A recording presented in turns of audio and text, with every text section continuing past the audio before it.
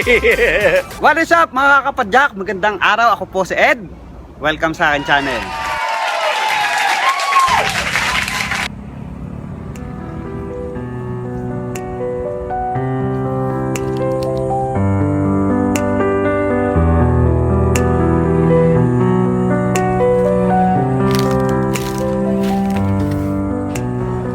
Andito tayo ngayon sa Whisper Session Grounds. At kung nakikita nyo, di na ito tulad nung dati. Katulad nung nabasa nyo sa thumbnail or title ng vlog na to, opo, ito na po yung Whisper Session Grounds ngayon. Gone are the days ng fun time, heart pumping actions, gaps, drops, step up at kung ano-ano pang masasayang dulot ng trail features na to. Mula dun sa pump track or yung doubles and then yung by berm, papunta ulit dun sa kabilang berm, papunta dun sa may camelback. So ito ngayon yung isa, yung Tolitz Gap. So, natuto dito, marami ring na disgrasya. Pero kahit ganon, masasaya yung mga nagtitrails, except of course dun sa mga dayo dito na hindi naman marurunong or sabi nating tira lang ng tira. Maraming option na pwedeng gawin. So kung nag-Tolitz Gap ka, tinira mo yung gap and then didiretso ka papunta doon sa isang jump na yon na flat yung receiver. Then dire-diretso ulit papunta naman doon sa tatlong gap, yung tinatawag na main line, yung mother gap at yung S-lex. Sorry, mainit. So itong kinatatayuan ko, ito yung tatlong gap. So yung main line, ito.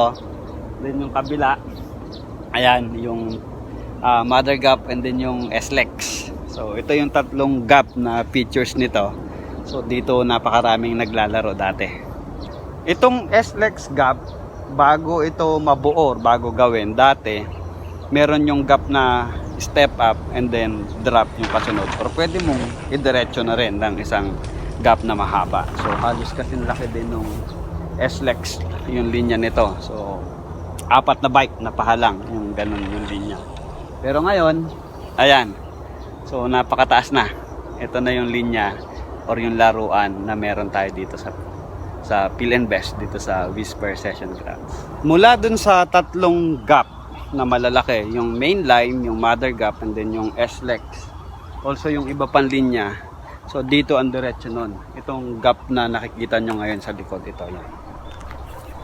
So before ito maging gap na ganito, dati meron itong paleta. So since umuulan, yan katulad yan, mukhang uulan na naman, nasisira yung paleta. So natanggal na, inalis na, then nagsarado.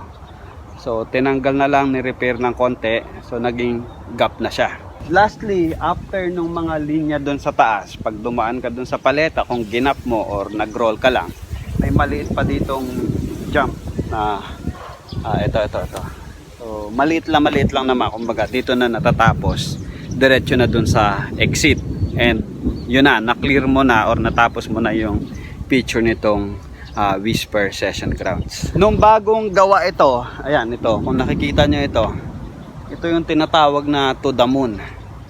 Mataas ito, maliit yung receiver. So kung baguhan ka or hindi ka masyadong skillful, tumira ka lang basta-basta dito, may kalalagyan ka.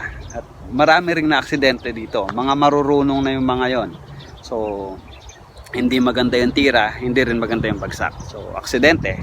So far, wala namang malala. No? So, ito yan. So, kung nakikita nyo, wala na rin. Puro damo na lang yung makikita natin. Daming tusok-tusok, oh. Yan. Yung mga ganito. Yung mga tumutusok-tusok na to. Yan.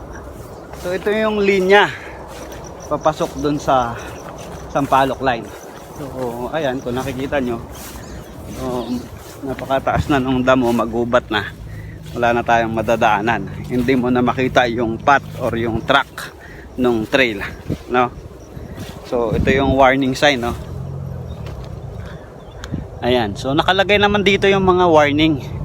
Hindi ko lang maintindihan sa mga nagtitrail na mga baguhan, bakit hindi nila maintindihan yung warning.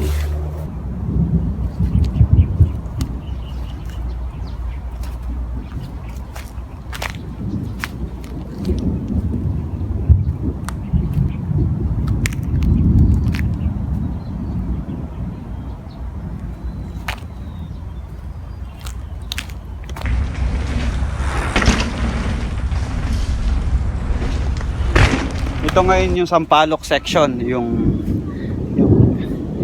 main line na yon, and then itong kanatatayuan ko dito, yung pinaka newbie line, and then yung pinaka Butter Gap, which is kung makikita nyo, ayan, puro damo na rin, no? So makikita nyo naman may mga bantings, ayan, dun sa ano, so yung may berm din doon sa dulo, no? So dire-diretso lang sana ito, masaya yung laruan, and then diretso ang exit niya is yung road gap na tinatawag. Napakaraming masasayang alaala dito, no? Yung mga laro namin, yung mga laro ng mga pumupunta dito. So mga tropa-tropa. So yung mga gap kini-clear, and then in an instant sarado na siya. So paalala lang mga kapadyak, no? Kahit saan kayong trails pumunta, kahit marunong or napakagaling ninyo or napakagaling nyo na, track read muna or subukan nyo munang babain, tingnan ng naglalakad para makita nyo kung ano yung mga pupuntahan ninyo, yung mga i-rides ninyo, or kung i-jumps ninyo, kung ano yung receiver, kung ano yung sender. So tingnan nyo munang mabuti, huwag po tayo banat ng banat. Isang feature pa rin itong Phil and Best Trail, ang sarado na rin itong rampa, yung drop na ginawa ng Trail Bros. Maraming nag-enjoy sa feature na to, itong drop na to, ayan. So kung makikita ninyo, ayun, meron na ring bantings na bawal daanan. So foreigner, mga bata, babae, lalaki, XC, enduro, DH, ayun. So enjoy na enjoy itong feature na to, which is napaka friendly. But unfortunately, sinarado na rin. Pagkatapos nung step down, yung rampa doon sa may bandang, yung banda doon sa may itaas doon, ayan, so dito yung diretso, yung step up. So nagagamit pa rin naman to kahit papaano. And then marami pa rin naglalaro at dumadaan dito. Nakakalungkot lang isipin or parang nakakawalang gana, especially dun sa mga nagbibuild ng trail, yung mga gumagastos, naglalaan ng oras para gawin ito. Napakagandang training grounds ng features na to para sa mga nagsisimula or nag-aaral ng cycling.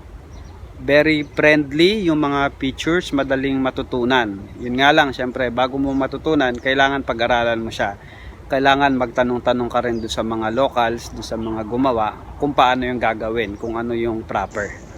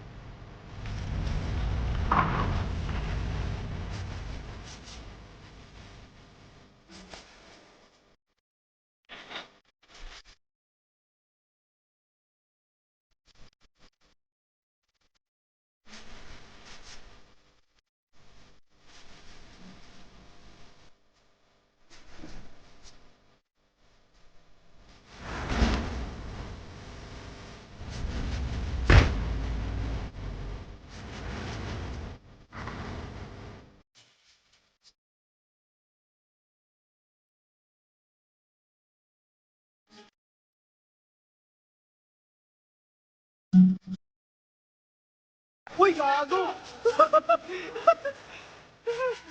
Oh, nice, nice! Woo!